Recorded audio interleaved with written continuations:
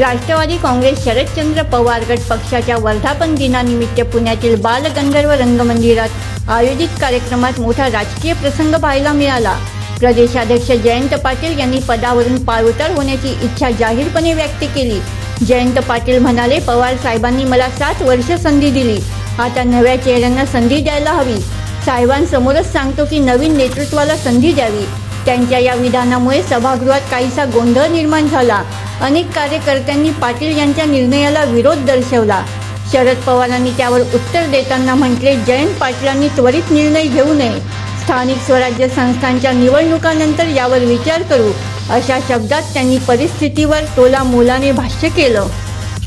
या कार्यक्रमात शरद पवारांनी केंद्र सरकारवर जोरदार हल्लाबोल केला।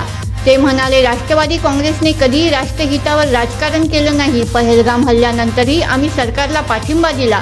परराष्ट्र धोरणावर बोलताना त्यांनी सांगितले की आज चीन, पाकिस्तान, बांगलादेश यांच्याशी संबंध कमकुवत झाले आहेत। श्रीलंकेशीही मैत्रीपूर्ण संबंध नाहीत हे प्रकर्षानं जाणवतं। याआधी शेजारी देशांशी संवाद होता, तो आता जाणीवपूर्वक टाळला जातो। शरद पवारांच्या या भाषणाने पक्षातील अंतर्गत घडामोडींप्रमाणे केंद्र सरकारच्या धोरणावरही प्रश्नचिन्ह उभे केले आहेत।